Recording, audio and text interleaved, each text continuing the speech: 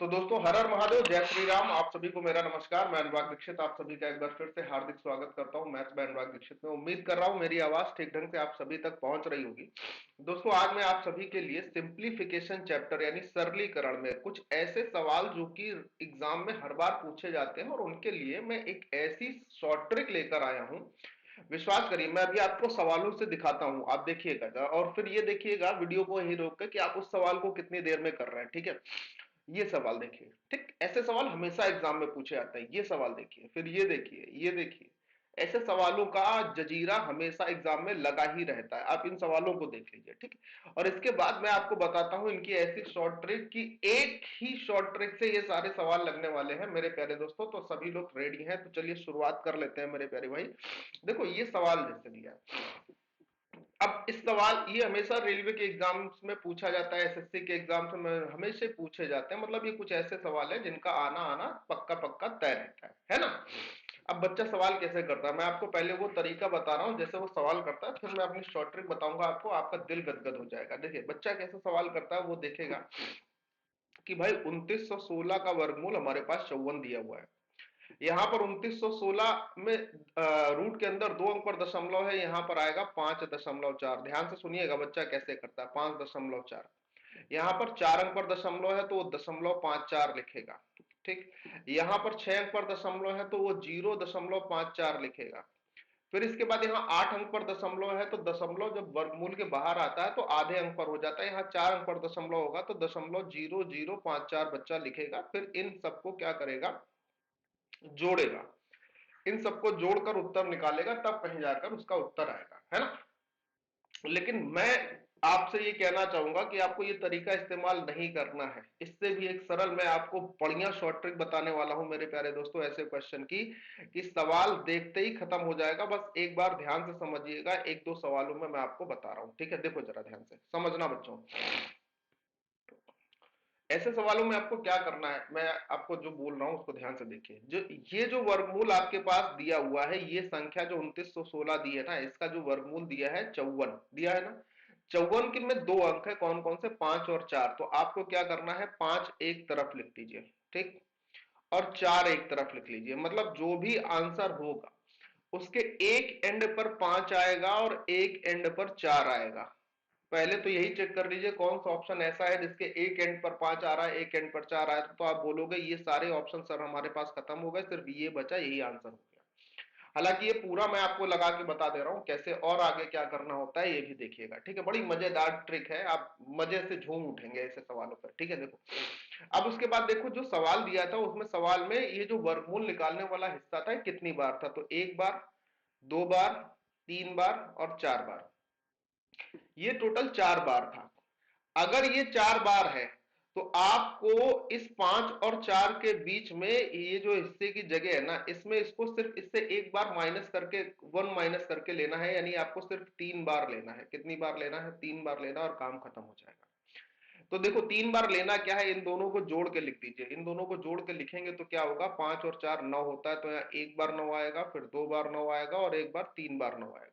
ठीक, अब दशमलव कहां पे लगाना है, जो सबसे ज्यादा बार दशमलव होता है ना उसको लगाना है। यानी कि यहाँ रूट के अंदर अगर 8 बार था तो इसके बाहर कितनी बार आएगा, 4 बार आएगा। 4 अंक पर दशमलव लगेगा, ये आपका आंसर हो जाएगा। एक लाइन में आप ऐसे प्रश्नों को कर पाएंगे। ठीक है, चलिए अगला सवाल देखते हैं। यहां पर देखिए 225 दिया है और इसका आंसर देना। 225 का वर्गमूल कितना है मेरे प्यारे भाई, तो आप बोलोगे सर 225 का वर्गमूल 15 है। 15 की शुरुआत किससे हो रही है, एक से हो रही है। खत्म किस पे हो रहा है, 5 पर हो रहा है। यानी इसके दोनों एंड पर एक और 5 आएगा, तो ये खत्म हो गया सवाल। यहाँ एक 5 है, यहाँ एक 5 है, यहाँ एक 5 है। और सबसे ज्यादा दशमलव कितने अंक पर है, 6 अंक पर है वर्गमूल के अंदर, तो बाहर 3 अंक पर आएंगे। तो इसमें भी 3 अंक पर दशमलव है, यहाँ पे भी 3 अंक पर दशमलव है, यहाँ पे भी 3 अंक पर दशमलव है। अब क्या करें सर, हमें देखो ये क्या दिख रहा है, एक बार यहां पर वर्गमूल निकालना है, दूसरी बार यहां निकालना, तीसरी बार यहां निकालना। तो आंसर में हम कितनी बार निकालेंगे, सिर्फ दो बार निकालेंगे। जितनी बार क्वेश्चन में दिया होगा उससे एक घटाने के बाद उतनी बार ऑप्शन से निकालेंगे। तो इन दोनों को जोड़ लीजिए, 5 और एक 6। तो 6 यहां पर आ जाएगा, एक बार 6 और लिख देंगे और 3 अंक पर दशमलव लगा देंगे। भाई साहब ये आपका उत्तर हो गया, ये आपका उत्तर हो गया, यानी कि 1.665, जिसे आप ऑप्शन नंबर सी के साथ देखने वाले हैं। और ये आपका सवाल खत्म हो गया। समय बिल्कुल बचाना। अब देखो यहाँ पर सिर्फ 2 ही बार है तो नीचे एक बार लिखेंगे, 6 से शुरुआत, 5 पे खात्मा, 6 5 11 हो जाएगा यहाँ पर। इसका जो 11 होगा ना, इस पे एक ही बार 11 का इकाई अंक लिखेंगे, जो एक बचा है उसको इसमें जोड़ देंगे, तो यहाँ पे हो जाए 6 और 1 7, 1 और 5। सर 2 अंक पर दशमलव क्यों लगाया है? क्योंकि मैक्सिमम हमें यहाँ से 2 ही अंक पर दशमलव मिलेगा। तो हमारा जो आंसर बन जाएगा, ये जेई का क्वेश्चन आप देखिए, तो आंसर क्या बन जाएगा? 7.15, यानी कि ऑप्शन नंबर डी अपना करेक्ट आंसर। सवाल खत्म, फिनिश। कोई टेंशन की बात ही नहीं, झंझट की बात ही नहीं। अगला सवाल देखिए।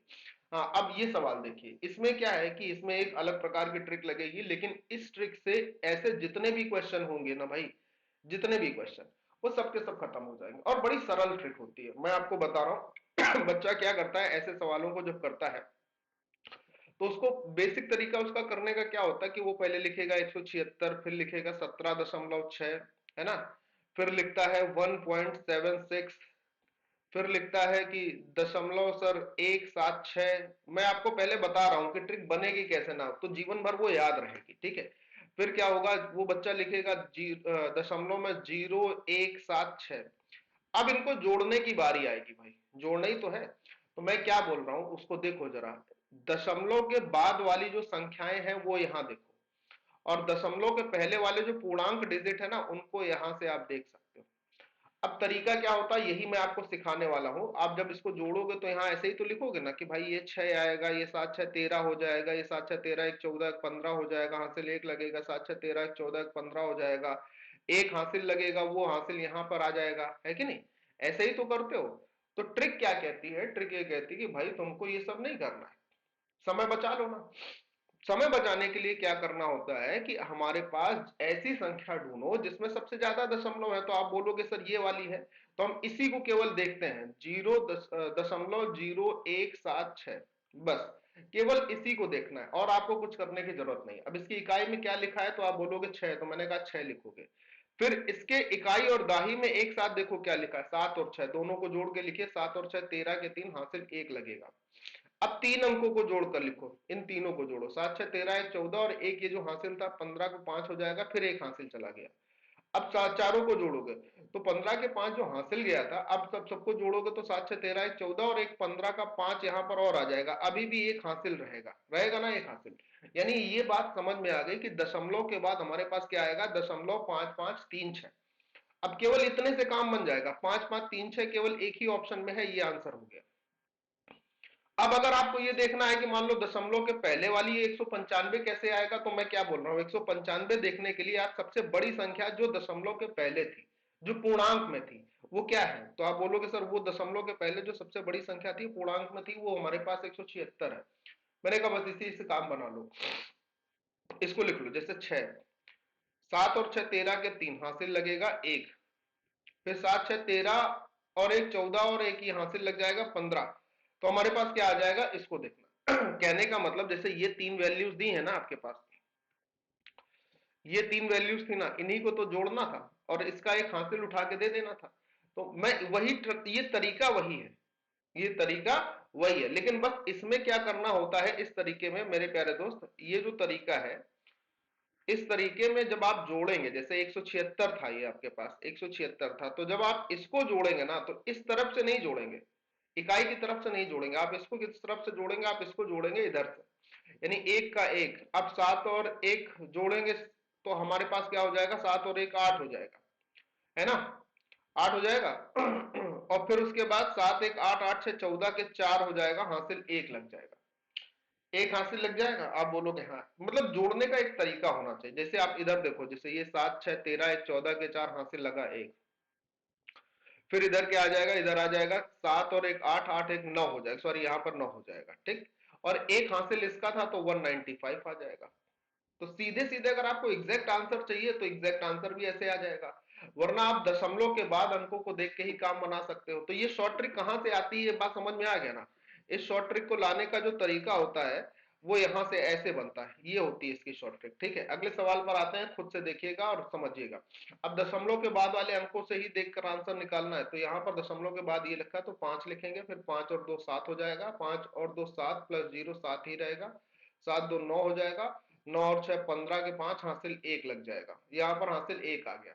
यानी दशमलव के बाद हमारे पास क्या आएगा, 59775, जिसमें लिखा है 59775, इसमें नहीं लिखा है 59775, इसमें लिखा है, इसमें भी लिखा है, इसमें भी लिखा है।